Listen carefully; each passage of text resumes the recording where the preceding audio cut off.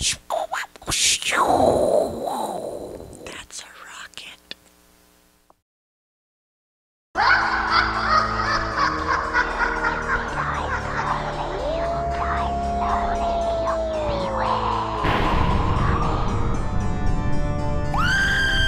Goosebumps.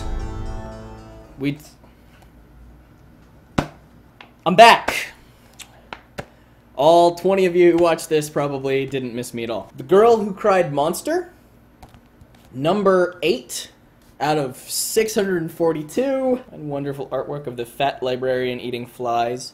Tagline on the front: she's got the monster of all problems. Dun dun dun. I don't remember what happens. Like, I'm pretty sure it starts out with a girl and a librarian, and he's an archaeologist, and there's Nazis, and then they get the alien safely in the spacecraft to get him home before they need to get a bigger boat. She's telling the truth, but no one believes her. Lucy likes to tell monster stories. She's told so many that her friends and family are sick of it. I'm really dizzy, so I need to do this. Lucy discovers a real, live monster. The librarian in charge of the summer reading program. Too bad Lucy's told so many monster tall tales. Too bad no one believes a word she says. Too bad the monster knows who she is and is coming after her next. I don't remember shit about this. So there's this chick named Lucy Dark. Bet you can't guess how old she is. 12. Oh, it's told in first person, and her little brother Randy is 6. They live in a place called Timberland Falls, and apparently she doesn't know why it's called that. She teases her brother by pretending there's monsters everywhere. She fucking makes up monster stories. Her parents are always like, Lucy, don't make up so many monster stories, blah. Which is ironic when you find out the ending of the book, which I won't spoil for you now because I know you're all hooked on me telling about it. So she's in a summer reading program, this Lucy Dark. It's like after school. None of her friends are there. It's like Reading Rangers, not to be confused with Rescue Rangers, which is actually something worth a shit. Reading Rangers is for kids who have no friends. In the summer, they go to the librarian gives them a book, they go home and read it, they come back, and they get, like, a pizza. I don't know what the fuck they get. Which is hilarious, because she never reads any of these fucking books, she just lies. Yeah, it was good, Mr... What the fuck is her name? Hold on. Mortman? Mortman? He'll be like, did you like the book? And she'll be like, yeah! He's like, what's your favorite part? And she'd be like, I really like the end. And he's like, good job, here's your gold star and your pizza. So she's obsessed with monsters. One day, I forget how it happens, she sees Mr. Mortman turned into a monster.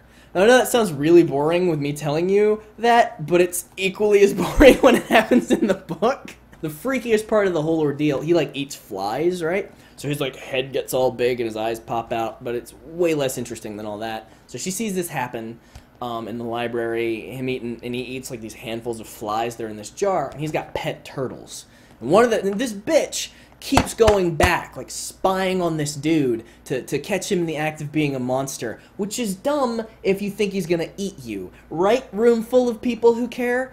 And Keith, she goes back like 9 times. Every time she gets away, she's like, I never thought I'd get out of there alive. Oh my god, I'm gonna go back. The second or third time she sees him turn into a monster, he eats one of the turtles. And that's the freakiest part in the book, because like it describes the crunching sound, which is it does it pretty well. It makes you a little bit, even as an adult, it makes you kind of go like, ugh. Sort of like the incest rape in Game of Thrones. You kind of go, oh god. But less incestual, because he's not related to and sleeping with the turtles. He's a monster. So she convinces her best friend that they need to see this together because no one believes her. He's supposed to meet up with her or something to go to the... I don't know.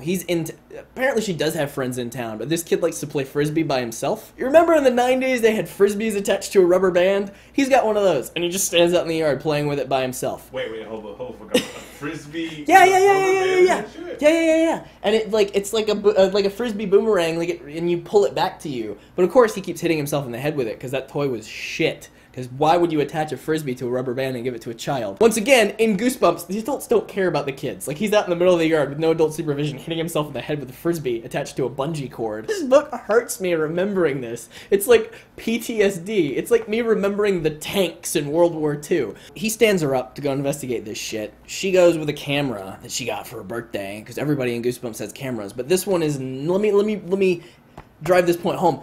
not created by a mad scientist, and not possessed by demonic forces from a warlock. So she goes to take a picture of this dude. She's hiding. He turns into a monster. She's like, yeah, yeah, yeah. And then the dumb bitch forgot to turn the flash off. So, of course, he sees it, and she barely gets out. And then she gets the pictures developed. Is like begging her dad, like, let's go to eat Chinese food at the mall. And her little brother's like, I hate Chinese food because I'm 6. And they're like, too bad, you little shit. You eat that or you get nothing. So they go to the mall, and she gets the pictures developed at a 1-hour photo. And there's nothing on them. It's like there's nothing there. So she's like, fuck. I guess I'm gonna go find his house. So she follows him home, finally convincing her friend to go with her. And, like, he turns into a monster in his house and is eating fish out of a fish tank. And she's standing on top of a wheelbarrow because apparently she's the Karate Kid now. She fucking falls. Or maybe it's the dude that falls. I don't know. Somebody falls and he sees them. He sees her. Bruh! Come inside. And she's like, fuck no! And he's like, yeah, no! You should come inside. We'll call your parents. And she's like, no! And then she runs away. The friend didn't see it happen. So she's still back at square one. So she goes back to the library again. And she's like, you pussy, you ran away before you saw him turn.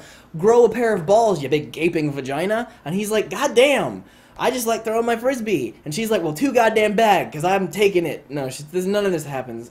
Goosebumps make your head hurt. So she goes to spy on him again. Her friend shows up, and they're hiding in the fucking library together. And finally he turns. Finally the friend sees it. They go home. The friend tells her parents what happened, even though the whole time she's been like, Mr. Mortman's a monster. And her parents are like, shut the fuck up, you dumb bitch. And their parents are like, okay, let's invite him to dinner. And she's like, fucking what? So he comes to dinner, and they sit him down, and they're talking to him, and he's like, so what are we eating? And they're like, you! Because they're all fucking monsters too! And her parents eat him. And then she's like, yay, I haven't got my fangs yet, but I can't wait till I do. Why the fuck did her parents not believe her that there was a monster if she is a fucking monster? 1, why did she give a shit? 2, 3, why was she afraid of this guy coming to her house if her whole fucking family are monsters? Mic drop. 0 out of 10. Fuck this goddamn book.